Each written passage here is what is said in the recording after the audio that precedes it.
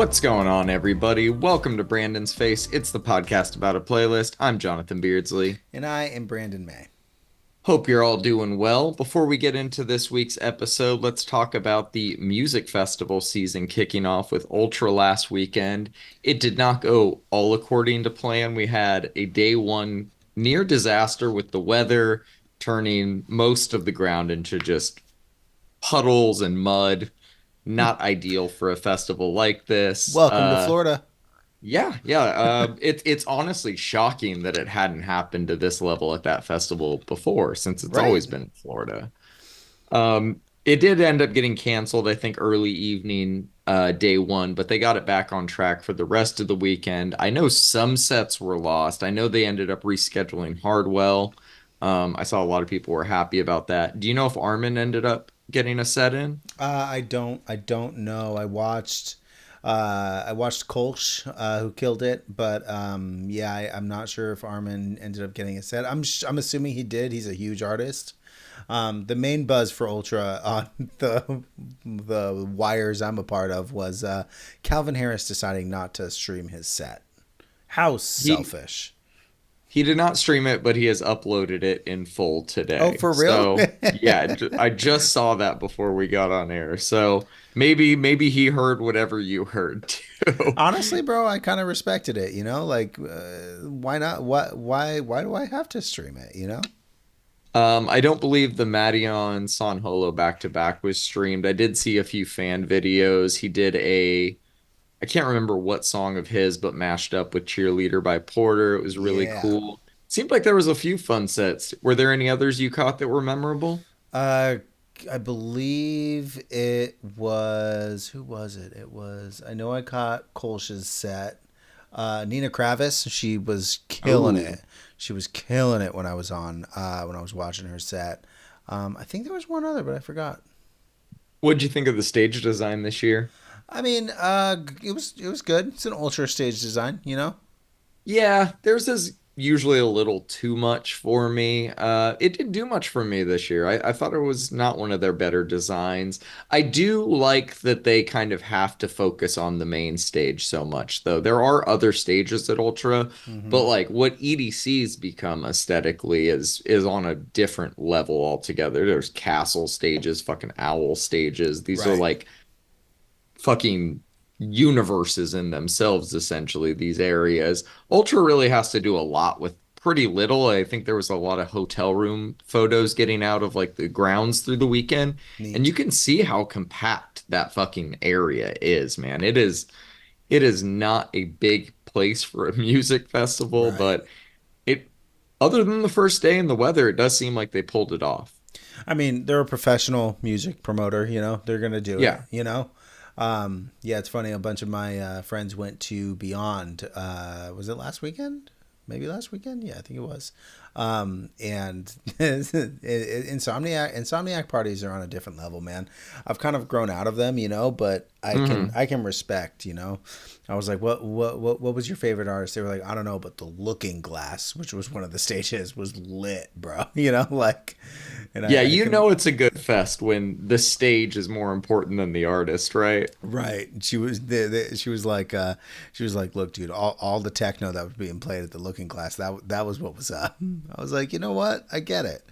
Uh, Yeah, oh, but fuck yeah. but I had introduced this particular person to Anger Fist, and he closed out Friday night, and she made a point to go see him, and she was like, that party was insane.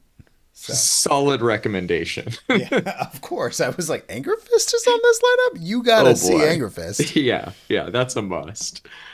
Speaking of stages, let's talk about the new one at Coachella, the newly announced Quasar stage, which is going to be doing extended 3+ hour DJ sets. Weekend one, we got Honey Dijon and Green Velvet, Michael Beebe, and Jamie Foxx, Floating Points, and Daphne. What are your thoughts on day one? Or Uh, weekend one, I should say. Yeah, so this is Michael Beebe's return. I guess he had gotten a little sick. I think it might have been cancer, and he ended up coming back. And this is his first show back, so it's going to be pretty epic.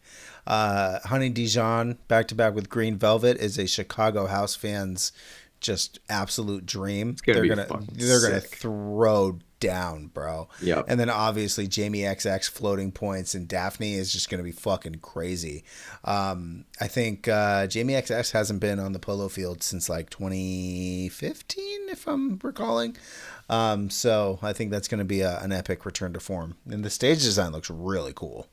Welcome back. We also got Rufus Du Sol, weekend two, doing a solo DJ or a DJ set, I should It's a say. DJ set. Yes. And then day two, we got Eric Pride's back to back with Anima. Holy shit, that's being advertised specifically as a sunset DJ set. And a on Sunday we got Diplo and Mal P closing things out.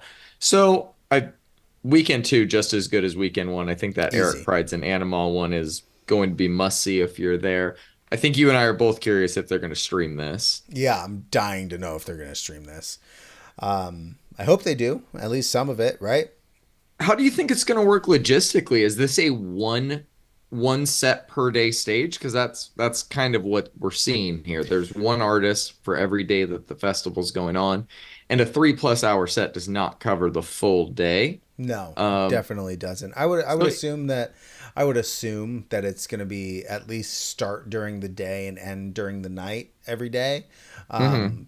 Because it's a 3+ hour long form DJ set, which I think is great that a company like Coachella is giving DJs who do that sort of thing a space to do that sort of thing, like Yeah, Framework books the Yuma tent, and they typically will give the DJs about an hour and a half. But like if you go back and listen to Sasha and Digweed's set, man, they were really just starting to cook.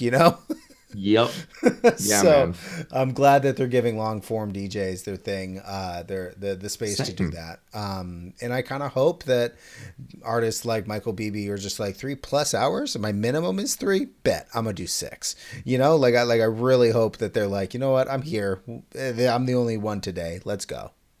I don't know exactly when the change happened, but I do remember seeing Rusko do a 2.5 hour set to like open the Sahara one day. So I feel like longer sets used to be a part of it. Maybe it was because of underbooking back then. But yeah, that is a thing of the past. I'm glad to see it returning, or I guess being Right. introduced in this way to Coachella. Yeah, I think it's going to be fun. I hope they stream it. And if they don't stream this, they better fucking at least stream the Yuma weekend one, man. Please, God. And in terms of location, I don't think we talked about it on air, but the Sahara tent has been moved this year. Oh, dude, it's So, huge. I drive by it every day. It's giant. oh, I bet. I bet it's fucking giant. It's giant, bro. So with that, taking that into account, do you think this stage will probably exist where the Sahara did? That kind of seems like a good corner for I it. think that is the plan. I think that's the plan, and I think the Do Lab's getting a redesign. I think I'm very interested in somebody live streaming at Gates Open on Friday. Like if anybody's Yeah. doing that, hit me up. I will watch your live stream because I really want to know what's going on the fields this year. Should be very interesting. To a degree, it does feel like Coachella's popularity has plateaued. Maybe it's just this year's lineup or the fact that it didn't sell out immediately. But do you think that if they keep growing, they're just going to become like the Disney and music festivals and start buying up all of the land around it? Because there's only so much reorganization of the stages they can do. Do you think their goal? I mean, they ended up going from one weekend to two. Do you think their goal is eventually to buy more land around it and get this to like 150,000 people per weekend instead of 100? There's no more land, bro. And Golden Voice, from my understanding, also already owns the land. They Yeah. own the Date Shed, which used to be a really tight venue. I've seen Fortunate Youth there, a couple of local rappers there, and it's a really tight venue. They don't do shows anymore because Golden Voice owns it, and it's basically all private events. There's a little bar right there called the Tack Room Tavern, and then the problem with the polo fields, or the beauty in the polo fields, is that it's smack dab in the middle of a residential area. Like there's Yeah. houses. I know people that live across the street from the polo fields. Like there's no more land. It's limited in that aspect, and I think that that's kind Hmm. of a beautiful thing. Becoming the Disney of festivals, they've already. I think they're there.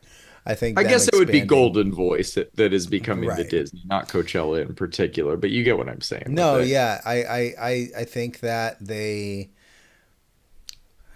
they're already running out of parking. Like they're running out of parking space. I think last year after, or the year after, they expanded the grounds to get to 125,000 people. They actually had to park people at the day festival parking lot and then shuttle them in because Yeah. the day parking got full. So I think it's going to be interesting this year to see how it all plays out. I love Coachella week because I get to drive through, like I get to drive down Avenue 52 until they eventually close it off. So we'll see. Hmm. We'll see what happens. I'm very, very curious to see how it all plays out. Yeah, I am too. It's creeping up on us. It a 15 lot days, sooner bro. than we. When you said the stage looks sick, I was like, "Oh shit, the stage is already up. It's March Oh 28th." yeah, Like, and from my goddamn. understanding, it is big. It's bigger. I think it's 15 feet wider or something like that. Which is, when you think about the scale of that thing, I mean, you can see, and I think it's going to be a permanent structure. When driving down 52, you can see it, bro. Like you can see their Holy progress. shit, man. It's huge. I'll take a photo for you tomorrow. Please, please, I I'll will. post it on the Brandon's Face Instagram. I will. All right, let's kick things off this week with the new one from Porter Robinson called Cheerleader. It's my song of the week. Is it I indie? knew Is it it is. pop? Is it dance? Who fucking cares, man? This is an absolute banger. That's all that matters. What are your thoughts on it? Man, I love this song because he's clearly in like such a happy and positive space after getting married. I love the way he just kind of wears his heart on the sleeve of his music, and he kind of like always has, you know. It's Yeah. got like some chip tune Nintendo core vibes to it, which normally really isn't my thing, but I really enjoyed this track for what it is. This is a lot of fun, man. It was a great way to start the playlist. So thank you for your sorting acumen. Of course. Yeah, this one was a tough one to sort, but that all that aside, I didn't really take his marriage into account, and you are right. I think that could have a big effect on his disposition going into making this new project. It is funny though, because or I guess funny is not the right word, but it's interesting to see how different this rollout already feels in comparison to the one for Nurture, which was a very thoughtful and like kind of drawn out process, very serious, very artsy. One of the last songs he did for Nurture was Musician, which I think Uh is huh. maybe the closest song on Nurture that was kind of a precursor of things to come. And goddamn, I'm so glad that that's the case because I love Musician to this day. That's probably my favorite song on the album right now. And I cannot wait to hear the rest of this project. You know, I was reminiscing with my wife. We were listening to this song and we were reminiscing about the drop for Worlds, like the tease for Worlds. And I don't know if you remember, but back then, Porter had only released a Spitfire EP. And one day he was like, Hmm. "Hey, I've got an album on the way. It's done. Here's a little snippet." And he posted a little tiny, I think it was like 35 seconds of a SoundCloud link on his Facebook. And I clicked on it, not knowing what to expect, because at this point, all we had heard from Porter Robinson was the Spitfire EP. So Unison, The State, 100% in the Hard bitch, you know? Electro House, Hard yeah. electro house, little bit of dub. Complextro. Exactly. And he had posted 35 seconds of Flicker, which is none of those things. No. And I remember everybody hating in the comments, like, "This isn't what I like your music for." And I remember, I think he replied to one of them, like, "I like this, period." Yeah. And it Yeah. turns out that move was fucking great. So I love it whenever he releases new music that is him wearing his heart on his sleeve, you know? He's doing it, man. He's living the Are dream. people like him and Skrillex become the trend by not following the trend? They do not Exactly. try. They are just themselves, and this is a song that I think only Porter Robinson could pull off. Please tell me you saw the music video for this. I haven't watched it. Oh, holy shit. Holy shit. Album notes, please. We'll put this in the show notes. Got it. Yeah, that's a must watch. All It right. is phenomenal. I'll watch it tonight. All right, new one from Justice and Miguel called Saturnine. What are your thoughts on it? I'm curious what your thoughts are, but I'll go first. A lot slower tempo than they've released thus far, and I think we're actually in the middle of an album rollout that will be remembered for a long time. Justice has consistently put out varied music, and while I can see how this can kind of rub longtime fans the wrong way, which is what I'm seeing online, I love the direction they're going with the singles so far, and it's crazy we even have like another month to wait. The Yeah. reaction to this is reminding me a lot of the reaction to Ram. Daft Punk's Random Access This Memories. song in particular or the rollout in general? The reaction to this particular song. Okay. Okay. Are you talking about like on Reddit and things like that? Yeah, just on the internet, people talking about, oh, this isn't my thing, but I love them and I respect them. We'll see what happens. It's kind of one of those weird things where it's like, okay, but like I like it, but it's not what I wanted, sort of thing. I think Sure. I Sure. think Miguel sounds fucking great on this. Agree. Agree. Look, man, is it their best song? No. Do they do other sounds than this? Yes, but I Yes, I do I would say if you don't like this, then you probably don't like Justice very much. This is the Justice sound. The vocal's a little different for them, but I don't think it's so different that it doesn't feel like Justice. We're 4 songs into the rollout, two vocal, two non-vocal. I think it definitely sounds like a Justice album. All 3 of theirs have been very memorable and are still in my rotation. The only thing I'm not liking about this rollout is that we're still a fucking month away from it I know. actually dropping, like you said. They're starting to tease the vinyl slip covers and all this shit now. And I can't fucking wait, man. I imagined this one would have some diverse reactions. I will agree that I think it might be a little better on paper than in execution, but I think by the time the album drops, it will have grown on most people if they keep giving it a chance. I agree. I think it'll fit somewhere in the album, and I think it'll fit somewhere real perfectly. Imagine if Same. Daft Punk had put out "Touch" as a single. Yep. Instead of like Get They, Lucky. You know what I mean? oh, yeah. Think about that, man. Think about that. Was Give Life Back to Music even a single when the album had dropped? I don't think so, actually. I don't Now think that I'm so thinking either. about And it. that's probably, other than Get Lucky, the song the album's remembered for now. Right. All right, yeah, a lot to look forward to with that Justice album. All right, we got a new one from Aha Daydream, Priya Ragu, and Skrillex called Taka. Everything Skrillex has been putting out since returning to the spotlight last year has just been must hear. This one has been in his sets, I think, for a little while. Hearing the full version of it on streaming, though, was nice, and I think it lives up to the hype. That drum drop is infectious, man. What'd Just you think of a it? banger, John. This is Yes. an absolute fucking banger. Yeah, as most of his stuff tends to be. He was teasing a lot more unreleased music at the end of last year. I'm surprised we haven't heard more from Skrillex yet this year. Hopefully, this is the start of that, though. Yeah, hopefully. All right, man. Thoughts on the new one from Armin and Griffin? What took you so long? I love it when Armin does this early 2000s style of trance with just like a little bit of sigh in it, you know? Hmm. This feels like a very Corsten bass line, and I am 100% here for it. Yeah, I think Armin and Corsten have always been cut from the same cloth. It's a good song, dude. Armin does nothing but drop good music. Like I too prefer it when he goes back to the 20 Right. early 2000s sound, but I do think he adapted to like that late to 2010s like kind of big room style pretty well. I'm happy to see hear him come back to this though. Totally agree. All right, new one from Jordan Arts called Drifting. The main drop on this track sounds like the synth equivalent of setting a glass down unevenly and hearing it spin in like tiny concentric circles until it eventually evens out. I really don't know what else to say about That it was other than that. beautiful. It's a good track, but that's all I could think of when that drop hit. This is one of those tracks, Sean, that like every time it came on, I had to look at who was playing. I think that this is real neat. It is. I think there's some interesting production techniques going on at play too. It's really good stuff. Yeah. All right, new one from Remy Wolf called Cinderella. Back with an absolute banger. She announced her new album, Big Ideas, drops July 12th. That's going to be a highly anticipated summer album for me. After hearing the first single, man, you can fucking hear why. This hook is infectious. I don't think it sounds drastically different than any of her music. So if you're not a big fan of hers to begin with, I don't think this will change that. But for me, it's doing a lot for me. What about you? Hey, I'm glad it is, man. This is an easy breezy pop song. It is. You should check the music video for it if you got the time. It's going to be a I fun will. rollout. She did put out like another I think it'll be a song on the album, but she didn't release it as a single as like an intro to this new rollout.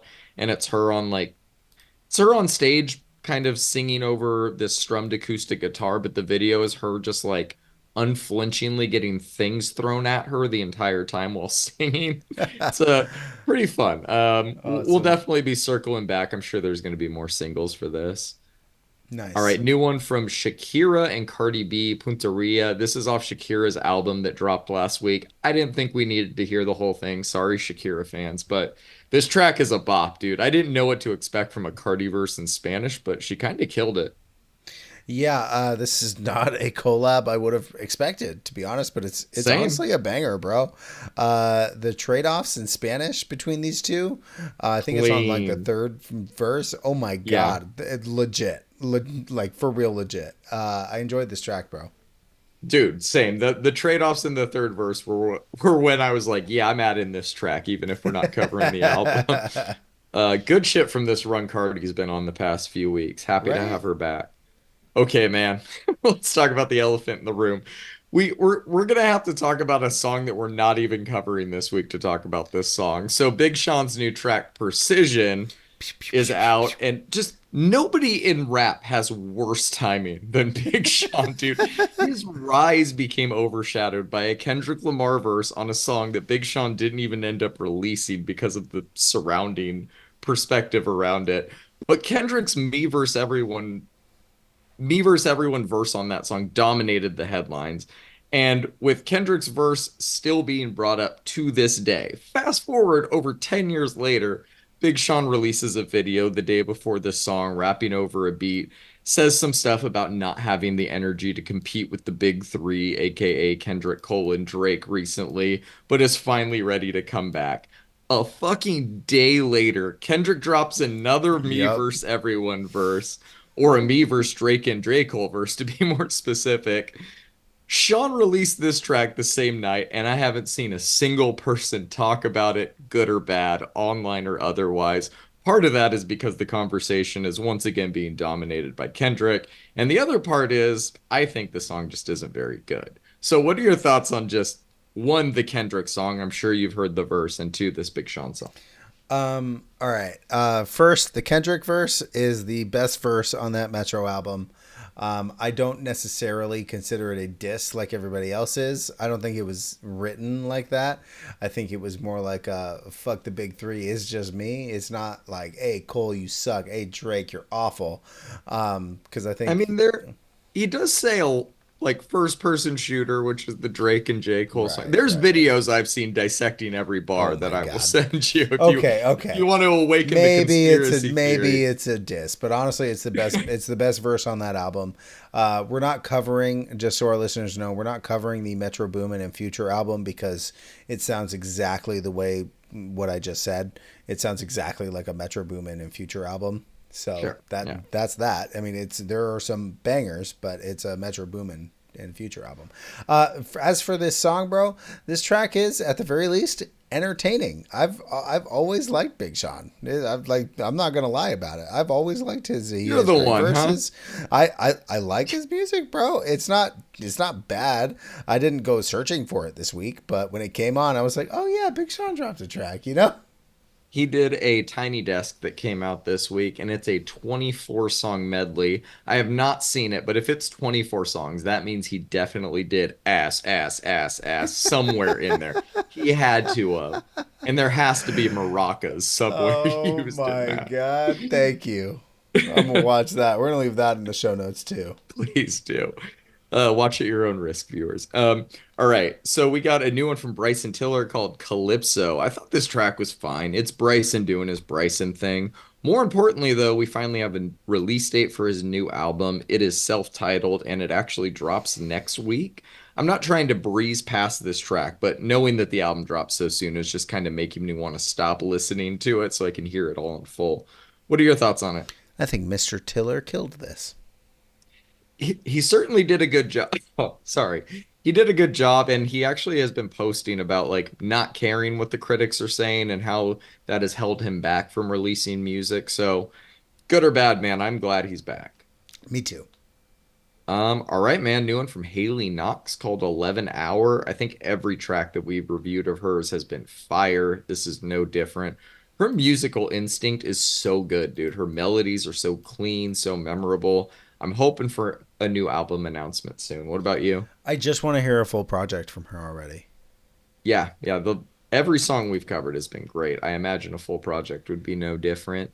If I'm being honest, this is the least interesting of the singles that we've covered from her, but that doesn't really mean much because it's still really interesting, you know?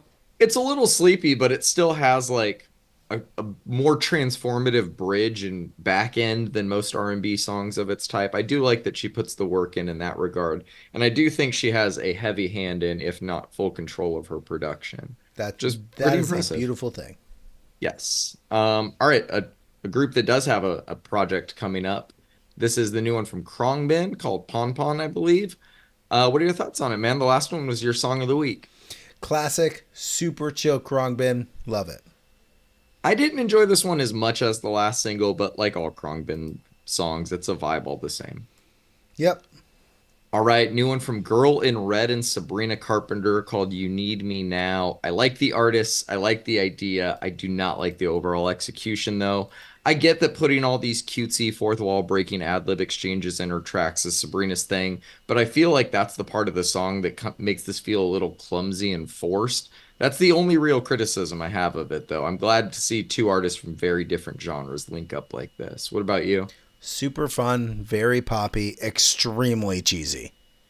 Yes, very, very cheesy. Do you like the like personality inflections in music, or does it ever feel forced to you? I think it depends. Yeah, sometimes it feels forced. This didn't necessarily feel forced to Sabrina's good me, at it. but it felt like it didn't need to happen. Like, oh my god, let's get Sabrina on the track. Felt very outside of Girl in Red, whereas it might fit on a Sabrina Carpenter record. This Yes, is a yeah, Girl in Red song, you know? yes, yeah. You put it perfectly, man. Thank you. Yeah. All right, new one from the story so far called Letterman. I'm happy to see the story so far releasing more new music, but I'm underwhelmed by the music itself. It's a fine song, I guess, but it is not nearly as great as I expect from them. What about you? Did you like this one? It's catchy, but it's kind of bland. The last two have been bland. I'm not sure what's going on. I really, really liked their last album. I think that was 2018, but this is just not doing it for me yet. Hopefully it either grows on me or there's better things to come.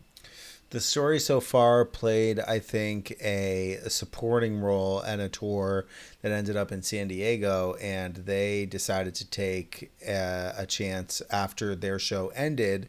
After they opened for a larger band, they went to a bar and threw a free party, which people were welcome to crowd surf. It wasn't like a legit venue; it was just a fucking bar. There's some videos of that out there on the internet, and it looked really cool.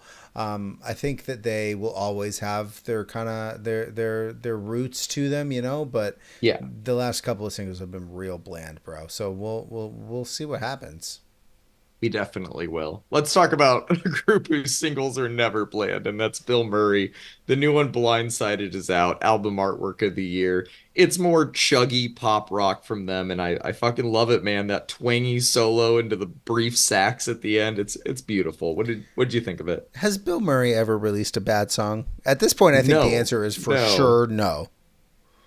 I will say the one of the worst parts of not being on social media for you is you're missing some great Bill Murray content. Following Bill Murray on Instagram is fantastic and That's a true amazing. light every day. Yeah, still no word on an album announcement or EP announcement. It does feel like we're headed that way though. Yeah, yeah. This was good. Very good. All right, talk to me about this new one from Clear Fight, Give Up the Ghost. This is some incredible pop punk from a band called Clear Fight. Shout out to whoever recommended them on Reddit. I don't know who that is. It's been a while, but this is fucking great in my opinion. Incredible? You don't think so? That's strong. No, I think it's good. I think it's a little by the numbers though, but it is a solid track. I'm gonna go back to it though. Maybe I didn't It take it seriously enough. it hit me in the right way, man. If it didn't for you, that's okay. That's fair. I might have done these out of order, but we also have a Fiddler track to talk about this week Sure called do. Crackhead. Again, like the Bryson Tiller thing, this is just Fiddler doing what Fiddler does. High octane, very good, classic fiddler. And like all of the Don't Fuck With series, just ridiculous, Oh, really. for sure. Absolutely. All right, we got a few EPs to talk about this week. First up, we got the Guts Spilled, which is the deluxe edition for that last Olivia Rodrigo album. I didn't know this was coming out, really didn't have expectations for it, but I liked it. The only thing I'm unclear of with this project is if these tracks were originally meant for the album but didn't make the cut, or if some of these were made more recently. I only say that because I'd be pretty shocked if Obsessed was cut from the album. I think it's easily one of her best tracks to date and is one of those rare tracks that makes a deluxe edition stand out. What do you think of this one? I'm right there with you. My notes are basically identical. I can see why the other tracks might not have made it onto the version of Guts that we got, but I cannot for the life of me figure out if why she or her management, if this happened, decided to cut Obsessed off of the original album. It might have even been my standout from the album. Yeah, I think Like so too. it's good stuff as always from Olivia. I think she's straight up killing the game right now. Same, dude. She did a music video for this. This is like the lead single of the deluxe, so they do know what they have on their hands. That's Nice. why I'm thinking it was probably recorded afterwards. In terms of like the sound of that song in particular, I do think it's an interesting step because I can see her going in more of like a slightly electronic direction with her sound. And I think if we look back in a few years, this might be the starting point. Nice. All right, man. We got a new EP from Dustin Zahn called Temporary Vandalism. Talk to me about this one. Some absolutely proper techno from Dustin Zahn on this EP, released on Blueprint Records, which is headed by James Ruskin, who we've reviewed a number of times on the podcast. I cannot express how much I love this progression on Catharsis. The whole EP is full of bangers, but specifically, I love the industrial tones. The percussion is Hmm. insane, and the synth work is just top notch, man. I found myself bumping this EP on the way to work more times than not this week. Color me surprised, Brandon. Yeah, Catharsis fucks, dude. This whole EP is super bouncy and party. Like every track feels like a party in itself, dude. Right. It's a really good reminder of how fun the genre of techno can be. Exactly, man. I think he got techno down. All right, man. We got one more EP to talk about this week from Blossom. The EP is called Floriser. What are your thoughts on it? I love that every track on this EP feels like an entirely different world. Blossom clearly knows how to both Yes. create and manipulate atmosphere in music. Released on Really Rad Records, I think this is the first Shout release of out. theirs we're covering. Tons of different styles and genres on this EP, but the prevailing one is, of course, shoegaze. Their fuzz is out of control. It is the second. We covered the Ultimate Emo album You to are kick right. this year You off. are right. Yeah, man, this EP sounds like some good old-fashioned DIY bedroom core shit, and I could not be more about it. It's heavy, it's soft, has a nice fuzz to it. Sounds like I'm describing a blanket, but maybe that's what this EP feels like, just a nice blanket. So, yeah, thumbs up. For real. All right, man, we got some fun albums to talk about this week. Let's kick things off with this new one from Tyla. I thought this one was a very good, if not slightly predictable debut. My personal expectation in terms of quality were met, but it plays it safe. Outside of Water, I don't hear any immediate number one quality hits on here, but that doesn't discredit the work that she put into this. It's all very smooth and cohesive. Her voice is light and airy, but also really captivating when it needs to be. Her melodies are just like butter. She's blending pop and R&B just as good as a lot of her peers. Even if the album doesn't feel like an instant classic, I was happy to hear a little bit of the experimentation on the album near the end with that track To Last, but it is very brief and fades away pretty quickly. I'm hoping for more of that type of sound as she grows. But as it stands right now, man, she's one of the fastest rising stars in pop and R&B, and she is only one album into her career. It's a good start that shows potential for greatness. I'm going to give it a 7. My standout is Water, obviously. What do you think of this one? Not me singing Water literally every day this week God again. damn it. Again. No. Look, man, I like every one of their. I loved every one of her singles, and I'm so happy to say that I like basically every one of these tracks as well. I think this is a great debut from Tyla. At only 38 minutes, it's honestly like a perfectly paced album, a breeze to get through, a little refreshing. Also, it has the intended consequence of me like wanting to play it again after it ends. Mm-hmm. Her voice sounds incredible on basically every single one of these tracks, in my opinion, man. She's got a great range.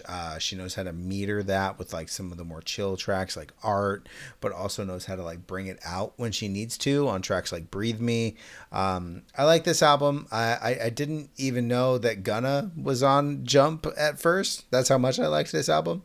I enjoyed my time with this album, and I'm sure it'll be in my rotation for the rest of the year. I think this is a banger of a debut album, man. It's somewhere between a 7 and an 8 for me. It's For sure. water. Yes, of course, of course. Standout was always going to be It's water. water. All right, man. Another R&B album to cover this week. Imagine that. We got this new one from SiR. It's called Heavy. I thought this one was really solid all around, very smooth as expected with it being a new SiR album. It was a long gap between his albums, but I feel like this one was worth the wait. I love the features on it. Ty, Isaiah, Pac, Absol. They all bring a lot to the tracks that they're on. Does not feel like an instant classic to me, but it should fit nicely into the modern TDE discography. Another album I'm going to give a solid 7 to. My standout is Poetry in Motion. I've had that one on repeat all week long. What'd you think about this one? So, John, TDE has had a pretty good year this far with the Schoolboy Q release. Now, this one, Yup. SiR doesn't really step out of his comfort zone very often on this record, but he does what he does best, singing fantastic hooks, spitting a couple of bars, and overall just keeping everything real breezy. Ignorant is great. Love the $sign feature. Isaiah Rashad fits really well with SiR on Karma. Ab Soul does his thing really well, and I'm Not Perfect. The features are all great, and I think they all fit well. However, the one that stands out on a massive level, not just like for the tracks with features, but for like the album in general, is obviously Poetry in Motion. I think Yep. Anderson .Paak does a tremendous job of stealing the fucking show from SiR, while Mhm. also finding a way to blend seamlessly into both the song and with SiR on the track. It's crazy. SiR's solo efforts on this are also great.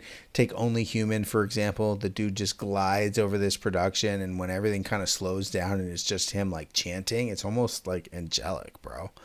The bass line on Brighter is fantastic. Trying My Hardest, another banger. The dude kills a lot on this one, man. It's rare that we have two pop slash R&B albums on the playlist. It's especially rare to have them both in a row, and me both really like both of them. But it happened. This one's, Yeah. I think this one's an 8 for me, man. Poetry in Motion is where it's at. Fuck I yeah. actually found myself listening to this album a lot this week. I won't disagree with that score, man. Poetry Emotion's great. I love the I barely be spitting bars and they thinking I'm rapping Right. bar from Anderson. Really, really good stuff, man. I'm glad you enjoyed it too. Yeah, man. I really did. All right, man. Did you enjoy this Gary Clark Jr. album, JPEG RAW? I think you can answer that question. Yes, Gary Clark Jr. is he put out a single last week or a couple of weeks ago, and it kind of rubbed me the wrong way. Habits, I think it was. We actually got something way different than what I was expecting, judging by that single. And I'm super happy for him, and he killed it. There aren't many moments on this that don't work, in my opinion. That opening riff on Maktub starts it all off. Bluesy, simple, but he like increases his technicality as the album moves forward. The title track, JPEG Raw, has this like jazzy riff with some jazz piano, just kind of like meandering around. It's fucking sweet.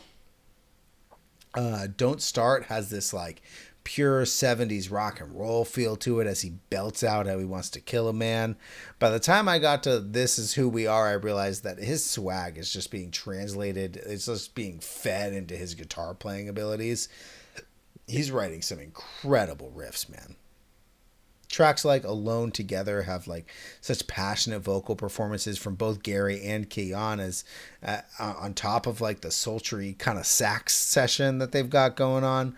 And of course, my standout on the record is What About the Children with the legendary motherfucking Stevie Wonder. Insane he got Stevie and George Clinton on another track for this album. Stevie kills it. Gary kills it on this song. It's just a bop, bro. You could have told me that this album was released in the early to mid 70s, and I would have believed you. And I honestly think that if it had been, it would have been considered one of the better of that decade. It's an incredible performance, man. Maybe I just have a soft spot for Gary Clark Jr., but this one's an 8 for me. Standout is What About the Children? Great track. Yeah, I was expecting some great riffs going into this one, and I got some, but I was not expecting so much R&B on this album, man. It feels a lot like garage rock Arlo Parks at times, like more than I was expecting, and that was probably for the better. I've always known Gary Clark Jr. is a talented musician, but I like that the first full-length album I listened to of his was able to subvert my like own preconceived notions as much as it did. There's some all-time greats contributing to this album as well as like George Clinton, Stevie Wonder, some future legends like Keon Harold. You can't ask for a better cast of supporting artists than that, but none of them feel like they're trying to steal the spotlight. Everything is in service of the album, and that's why it works. Overall, I really enjoyed my time with this one, man. I'm giving it a 7. My standout is the title track, JPEG RAW. It's a I good one. kept coming back to that one. Really liked it. That riff is crazy, man. So good, dude. Such a good riff. Yup. All right, man, let's talk about this new album from EmpressOf for your consideration. I think this is just incredible. Like it's a pop album with some R&B and B and a heavy dose of Latin subgenres sprinkled in. Starts off a little slow, but I think once it finds its groove around Picosa, there's really no going back. Kiss Me is still an all-timer. Feminine still goes hard. What Type of Girl Am I is probably my favorite of the newer tracks. And that 3-song suite of Latin pop songs to follow it feels like an EP in itself. I honestly think she killed it with this album. I'm gonna give it an 8. Kiss Me's got to be my standout if I'm picking one. What do you think of this one? So, Empress of has been able to create a very unique atmosphere on this record. The production Yes. kind of really does a lot of it, but her voice is just prime for experimentation, and I could tell that she had like a lot of fun recording this. She sounds fantastic on every track. Feminine is a fucking banger.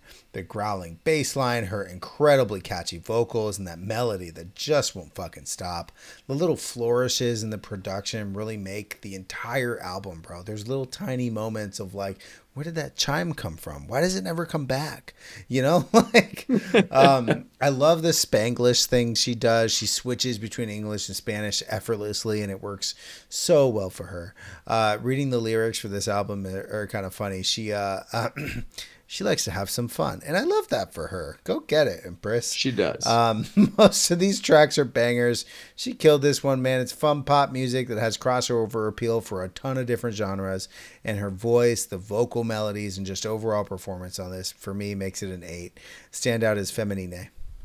Dude, fucking banger of a song. I could not decide between Kiss Me and that one, but that Rena hook just fucking kills me. I think if you All go right. back and listen to the lyrics of Fácil, I think that might be your. I think that might be one of your standouts because it's a lot of fun lyrically. Dude, that one is so fun. Just those 3 songs in a row right there just get me, man. I love it. Yep. All right, let's talk about this new one from Blanket called Ceremonia. What are your thoughts on it?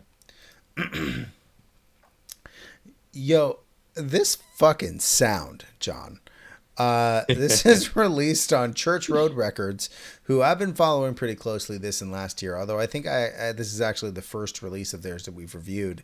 Fuzzy guitars, fantastic drumming, bass lines that just like kind of lead the show, and a vocalist that is not afraid to get real passionate when it's happening are what make Blanket. When listening to this, I felt like I was listening to the Foo Fighters and Jimmy World's Love Child, which is a combination I didn't know I needed until this album came out. It's right up my fucking alley, man. Paced well, fantastic guitar effects, punk energy, post-hardcore delivery, moments of calm followed by madness. Just everything I like in this style of music they did. They even have like insanely catchy moments on this album. I spent so much time this week. I feel like I've been screaming Ceremonia like for the entire week. I think it goes Ceremonia. Like crazy, man. It's an easy, but it's between an 8 and a 9 for me. Standout's going to be Ceremonia. It's definitely the track I kept coming back to. Although A Sea of Bliss is also a really good one. What'd you think about this one? Damn, a 9. Holy shit. I thought it was good, man. All the fuzzy grunge gaze sounds that made the few tracks of theirs we've already talked about so good are delivered in abundance on this album. There's some really fun melodic bits and some surprisingly heavy ones, but it all flows together well, man. I liked the really punchy tracks like Kaleidoscope. I thought the Lucky Ones was a really, really good album cut. And I thought they closed the album incredibly well with Final Call.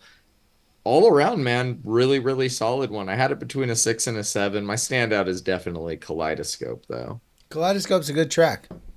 Yeah, I like their sound, man. I want to dig in some more for sure. You should.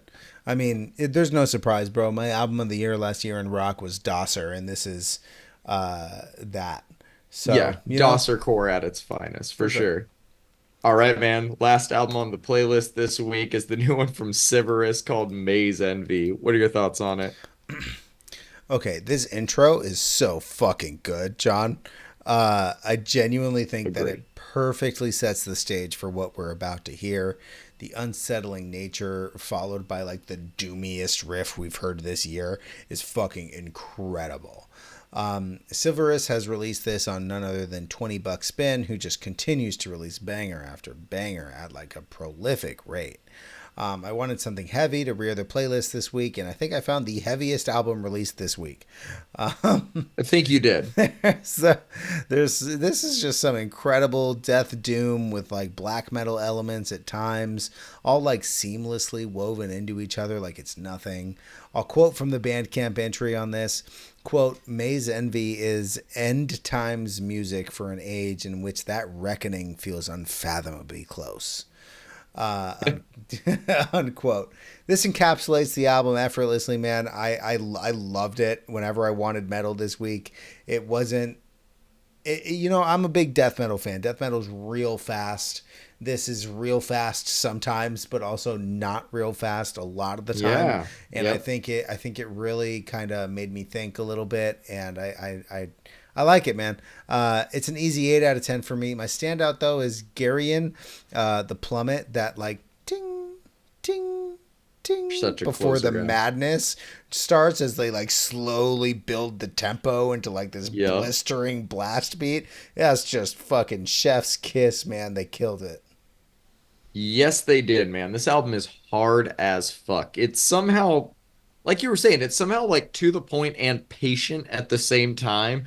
Like they give these tracks time to breathe. They definitely overwhelm you when they want to, but not in a way that ever feels cluttered to me. And for, like you said, one of the doomiest riffs of the year to kick this one off when things come in, the instrumental and melodic sections are just as captivating, in my opinion, man. Even the art on this one is just hard as fuck. It's Hard. hard to not like it, man. I've got it between a 7 and 8. My standout is the one before yours, the title track Maze Envy. That one It's a fucking good one. rips. Yes, it does, man. Yeah, thanks for throwing this one on. I enjoyed it. I needed some Doom, you know? Of course you did. We haven't had a lot of Doom this year. We'll be covering some Doom this year. A lot of death, as we always do, but some Doom. Such is life, right? All right, man. That does it for us this week. We will be back again next week. We got new releases dropping tonight from Anima, Beyonce, Blue to Tiger, Buddy, Giselle Fulstein, J-Hope, and much, much more. Follow along with the playlist this podcast is based on so you can keep up with what we'll be talking about on next week's episode. It's updated every Friday night. You can find us on Instagram and Reddit. Just search Brandon's Face Pod. Till next time. Peace.